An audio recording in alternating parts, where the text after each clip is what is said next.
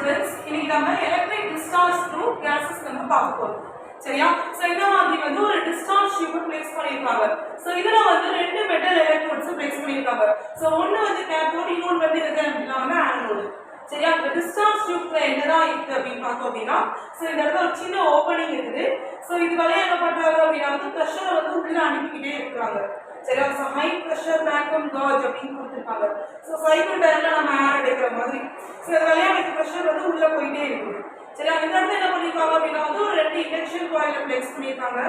So ஒரு எலக்ட்ரோட என்ன பண்ணிருக்காங்க அப்படினு பார்த்தோம்னா நெகட்டிவ் டெர்மினல்ல கனெக்ட் பண்ணிருக்காங்க சோ அதுக்கு பேரு கேத்தோட் இன்னொரு எலக்ட்ரோட என்ன பண்ணிருக்காங்க அப்படினு பார்த்தோம்னா பாசிட்டிவ் டெர்மினல்ல கனெக்ட் பண்ணிருக்காங்க சோ அதுக்கு பேரு என்னது ஆனோட் அப்படி நம்ம சொல்றோம் சரியா சோ இதுதான் வந்து இதோட கன்ஸ்ட்ரக்ஷன் சோ யூசுவலா வந்து இந்த கேஸஸ் என்ன சொல்றோம் அப்படினா வந்து நார்மல் டெம்பரேச்சர்ல இத நம்ம என்ன சொல்றோம்னா புவர் கண்டக்டர்ஸ் அப்படி நம்ம சொல்றோம் எதனால இத நம்ம புவர் கண்டக்டர்ஸ் அப்படி சொல்றோம் அப்படினா வந்து because it has very less number of free electrons so ரொம்ப குறைவான அளவுக்கு free electrons இருக்கறனால அதால என்ன பண்ண முடியாது கண்டக்ட் பண்ண முடியாது so already நம்ம 10th லெசன்ல அந்த semiconductors நம்ம பார்த்திருக்கோம் so classification of materials so conductors ஏன் கரண்ட கண்டக்ட் பண்ணுது so insulators ஏன் கரண்ட கண்டக்ட் பண்ண மாட்டேங்குது ஏன் semiconductors partial கரண்ட கண்டக்ட் பண்ணுது ஏனா conductorsக்கு more number of free electrons இருக்குது அதனால அது என்ன ஆகுது so valence band இருக்கு conduction band உருவாகுது so electrons ஓட மூவ்மென்ட் தான் நம்ம கரண்ட் ன்னு சொல்லுவோம் இது எல்லாமே நம்ம பார்த்திருக்கோம் சரியா so இந்த gases very less number of free electrons இருக்கறனால இதால என்ன செய்ய முடியல கரண்ட் என்ன செய்யாது நார்மல் டெம்பரேச்சர்ல இது என்ன செய்யாது கண்டக்ட் பண்ணாது நம்ம டெம்பரேச்சர் நம்ம கொஞ்சம் அதிகமா இன்கிரீஸ் பண்ணும்போது இதோட ப்ராப்பர்ட்டீஸ் என்ன ஆகும் வேரி ஆகும் சரியா so இதுல ஒரு சின்ன ஒரு எக்ஸ்பெரிமென்ட் கொடுத்திருக்காங்க என்னது அப்படினா நம்ம ஒரு டிஸ்சார்ஜ் டியூப் சோ சின்ன ஓபனிங் இருக்குது சோ இது வழியா நம்ம என்ன பண்றோம் பிரஷர் ஹை பிரஷர் நம்ம அனுப்புறோம் சோ ரெண்டு மெட்டல் எலக்ட்ரோட்ஸ் ஒன்னு கேத்தோட் இன்னொரு என்னது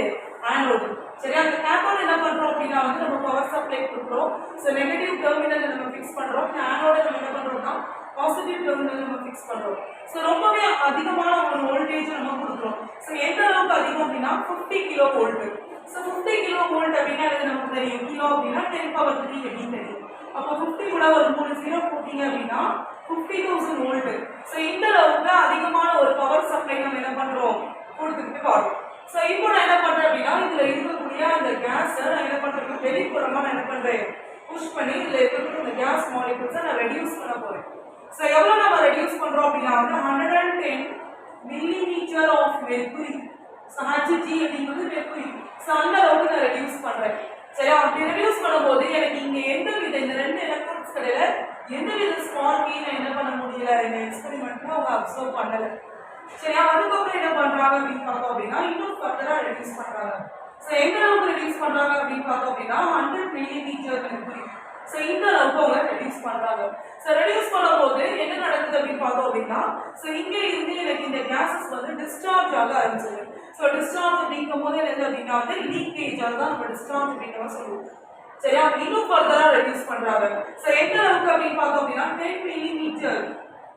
சோ இந்த அளவுக்கு 10 மில்லிமீட்டர் ஆஃப் மெர்க்குரி சோ இந்த அளவுக்கு அதிக கம்மியாக்கும் போது என்ன நடக்குது அப்படின்னு பார்த்தோம் அப்படின்னா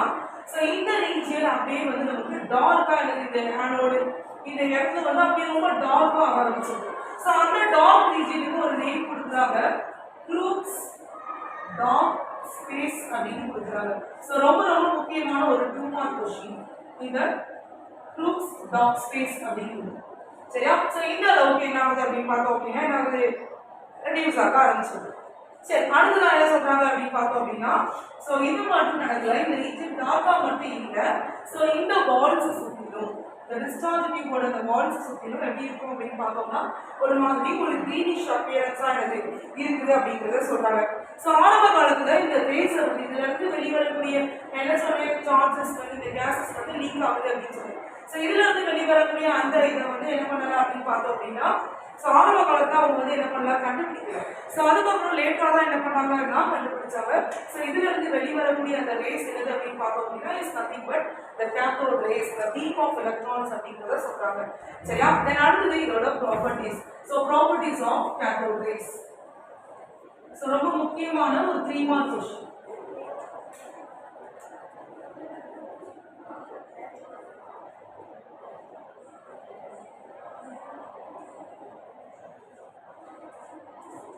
So first point என்னது அப்படி பார்த்தோம் அப்படினா இந்த cathode rays வந்து என்ன இருக்குது அப்படி பார்த்தோம்னா it possesses energy and momentum. So எனர்ஜிங்கிறது நம்ம நிறைய நம்ம 11th ஸ்டாண்டர்ட்ல படிச்சிருக்கோம். So kinetic energy, potential energy. So இதெல்லாம் நம்ம பார்த்திருக்கோம். So momentum அப்படிங்கும்போது நமக்கு தெரியும் ஒரு பார்ட்டிகளோட movement. So mass into velocity அப்படிங்கிறது நம்ம பார்த்திருக்கோம். சரியா it always travels in a straight line அப்படிங்கறத சொல்லிருக்காங்க. So லைட் மாதிரி தான் லைட்டும் ஸ்ட்ரைட் லைன்ல தான் போகும் அப்படிங்கிறது நமக்கு தெரியும். சரியா சோ எந்த ஸ்பீட்ல போகுது அப்படினு பார்த்தோம் அப்படினா 10 power 7 metre per second. So இந்த ஸ்பீட்ல வந்து இந்த cathode rays வந்து டிராவல் ஆகுது அப்படிங்கறத நமக்கு சொல்லிருக்காங்க. அடுத்து இது நேரா போறனால எந்த வித electric field and magnetic field இதை செய்யாது அஃபெக்ட் பண்ணாதது வந்து கொடுத்திருக்காங்க. The direction of deflection indicates that they contain negatively charged particle. சரியா சோ ஸ்ட்ரைட்டா போகுது என்ன ஆகுது deviate ஆகி deflect ஆகி போகுது. இதோட deviation எது மென்ஷன் பண்ணுது அப்படினா the cathode rays க்கு நெகட்டிவ் சார்ஜ் இருக்குது அப்படிங்கறது என்ன பண்ணுது சொல்லுது அப்படிங்கறத கொடுத்திருக்காங்க. ரெண்டாவது என்ன சொல்லிருக்காங்க அப்படினு பார்த்தோம்னா ரெண்டாவது பாயிண்ட்ல when the cathode rays are allowed to fall on a matter ஒரு ஆப்ஜெக்ட் மேல இந்த cathode rays வந்து படும்போது ஹீட் என்ன ஆகுதுன்னு சொல்லிருக்காங்க ப்ரொடியூஸ் ஆகுது உருவாகுது அப்படிங்கறது சொல்லிருக்காங்க. சரியா the cathode rays affect the photographic plate. So photographic plate அப்படிங்கிறது ஒண்ணும் கிடையாது ஒரு chemically coated substance என்ன பண்ணிருக்காங்க இந்த மாதிரி ஒரு ஸ்கிரீன் இந்த பக்கம் இருக்குது அப்படினா இந்த ஸ்கிரீன்ல என்ன பண்ணிருக்காங்க அப்படினு பார்த்தோம் அப்படினா இந்த மாதிரி cathode rays டிராவல் ஆகுதுன்னு வச்சுக்காங்க.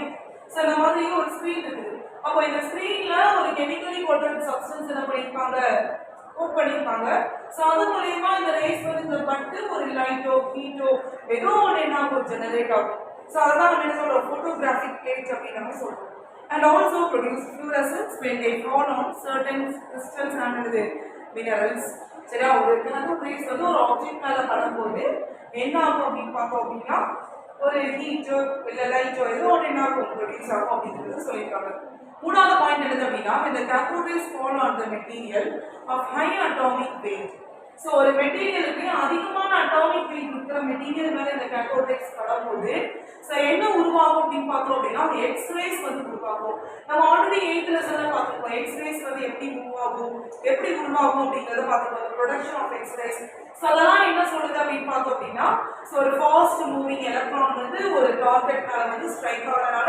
எக்ஸ்-ரேஸ் வந்து உருவாகுது. சோ அந்த டார்கெட் அந்த மெட்டீரியல் வந்து is made up of molybdenum or tungsten இந்த மாதிரியான விஷயங்களை நம்ம பார்த்துருக்கோம். சரியா சோ அப்போ ஒரு ஹை அட்டாமிக் வெயிட் இருக்கக்கூடிய ஒரு மெட்டீரியல் மேல இந்த cathode rays வந்து படும்போது எக்ஸ்-ரேஸ் கூட உருவாகுது அப்படிங்கறத சொல்லிருக்காங்க. அதே மாதிரி இந்த லாஸ்ட் பாயிண்ட் என்ன சொல்லிருக்காங்க அப்படின்னா cathode rays ionize the gas through which they pass. So நம்ம இந்த கேஸை நம்ம அனுப்புறோம். சோ அப்ப இந்த கேஸ் மாலிக்யூல்ஸ் இந்த cathode rays என்ன பண்ணுதுன்னு சொல்றாங்க அயனைஸ் பண்ணுது அப்படிங்கிற விஷயத்தை என்ன பண்றாங்க சொல்றாங்க. அஞ்சாவது பாயிண்ட் என்ன சொல்லிருக்காங்க அப்படின்னா speed of the cathode rays is 1/10 of the speed of the light. So light ஓட ஸ்பீட காட்டிலும் இந்த cathode rays ஓட ஸ்பீட் எத்தனை மடங்கா இருக்கும் 1/10 டைம்ஸ் என்னது இருக்கும் அப்படிங்கறத என்ன பண்ணிருக்காங்க சொல்லிருக்காங்க. Thank you.